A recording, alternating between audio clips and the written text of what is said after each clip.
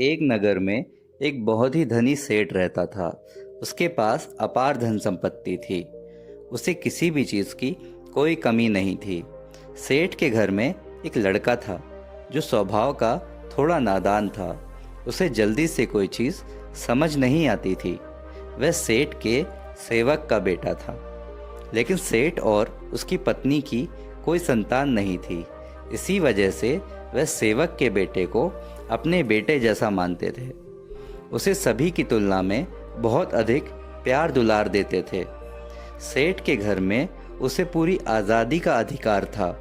वह जहाँ मन करे वहाँ आ जा उठ बैठ सकता था। किंतु उस लड़के के भीतर इतनी नासमझी थी कि वह कब कौन सा कार्य कर दे उसे खुद को पता नहीं होता था। सेठ के अन्य सेवक सेठ से हमेशा कहते कि इस पागल लड़के से आपको दूर रहना चाहिए, यह आपको कभी भी नुकसान पहुंचा सकता है। इस लड़के में इतनी नासमझी है कि यह आते जाते लोगों को पत्थर मारकर हंसता है। भला ऐसे पागल लड़के को घर में कौन रखना चाहेगा। यह सुन सेठ अक्सर इस बात को अनसुना कर देता था, यह सोचकर कि बच्चा है, बड़ा होकर समझदार हो जाएगा। और सेठ का मोह भी इतना था कि उसे कुछ कह नहीं पाता।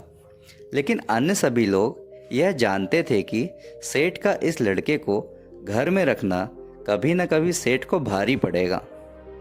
एक दिन सेठ अपने कमरे में अकेले विश्राम कर रहे थे। गर्मियों का समय था, सभी खिड़की दरवाजे खुले हुए थे। सेठ के अन्य सेवक कार्यों में व्यस्त थे और वह लड़का पूरे घर में घूम रहा था। जब वह लड़का सेठ के कमरे में जाता है तो देखता है कि कमरे में सेठ के अलावा कोई और नहीं है। वह आराम से सो रहे हैं। वह भीतर जाकर उनके समक्ष बैठ जाता है और उन्हें सेवा भाव से पंखा करने लगता है। कुछ देर बाद सेठ के ऊपर एक मक्खी भिन भिन करती हुई बैठ जाती है। यह देख वह लड़का उसे भगा देता है। वह मक्खी फिर कहीं से घूमकर आती और वापस से सेठ के ऊपर अलग अलग स्थान पर बैठ जाती। कभी वह सेठ के गाल पर बैठ जाती, तो कभी सिर पर, तो कभी छाती पर, जिसके कारण बार बार सेठ की नींद खराब हो रही थी।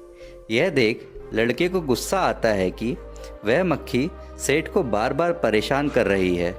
वह उस मक्खी को बार बार हवा करके भगा देता, लेकिन थोड़ी देर बाद वह मक्खी फिर आ जाती।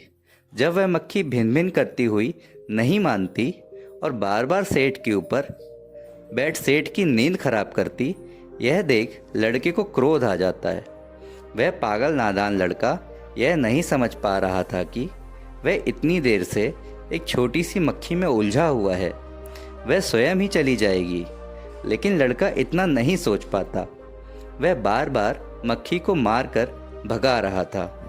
अंत में जब वह मक्खी को भगाते भगाते थक गया, तब उसने क्रोध में आकर सेठ के कमरे में रखी एक तलवार को निकालकर ले आता है और उससे मौका पा जब देखता है कि वह मक्खी सेठ के हाथ पर बैठी है, उसे खत्म करने के इरादे से जोर से तलवार सेठ के हाथ पर मार देता है, जिससे मक्खी तो उड़ जाती है, उसका कुछ नहीं बिगड़ता। लेकिन तब तक सेठ का हाथ कटकर ज़मीन पर गिर जाता है। सेठ जोर से चिल्लाकर उठता है और सेठ की आवाज़ सुनकर सब दौड़े चले आते हैं और यह दृश्य देख सब सन्न रह जाते हैं। पीड़ा में सेठ क्रोध में आए लड़के के हाथ में तलवार देखकर उसका हाथ काटने का कारण पूछता है। तब वह नादान लड़का सारी बात बता देता है। यह सब सुन सभी लोग और अधिक आश्चर्यचकित हो जाते हैं कि उस लड़के की मूर्खता के कारण, जो कि एक छोटी सी मक्खी से उलझ गया, उसने सेठ का हाथ काट उसका सबसे बड़ा शरीर का नुकसान कर दिया, जो कि ऐसा नुकसान जो कभी भर नहीं पाएगा। सभी उस लड़के को बहुत भला बुरा कहते और सेठ से भी कहते कि किसी भी व्यक्ति को उतनी ही सह देनी चाहिए जितने की ज़रूरत होती है। सेठ के अधिक लाड़ प्यार ने आज उसके स्वयं का ऐसा नुकसान किया जो अब कभी भर नहीं सकता।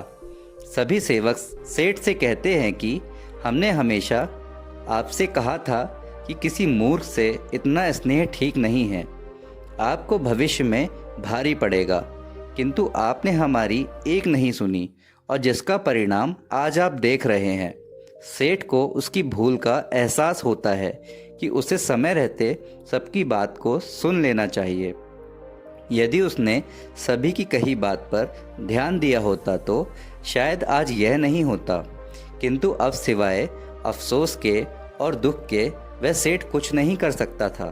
अतः जीवन में हर निर्णय व्यक्ति को स्वयं की सूझबूझ और सोच विचार करके ही करना चाहिए। लेकिन यदि कोई आपको कोई सलाह दे तो हमें उसे भी सुन लेना चाहिए कि वह व्यक्ति कह क्या रहा है, कहीं उसकी बात सही तो नहीं है। अक्सर हम कुछ ऐसे लोगों के बीच रह जाते हैं जो मूर्ख हैं या अल्पज्ञानी हैं, और उन्हें कितना भी समझा दो तब भी वह नहीं समझते न सुनते। ऐसे लोगों के साथ रहना हमारे लिए भी समस्या उत्पन्न कर देता है। इसीलिए यदि आप किसी ऐसे लोगों के बीच हैं और कोई आपको उनसे दूर रहने की सलाह दे तो आपको उस पर ध्यान देना चाहिए। आपको मूर्ख व्यक्ति या मित्र से दूरी रखना चाहिए, क्योंकि यह कब आप पर प्रहार कर दे आप नहीं जान सकते। तो बाद में अफसोस करने से बेहतर है अभी समझ जाएं।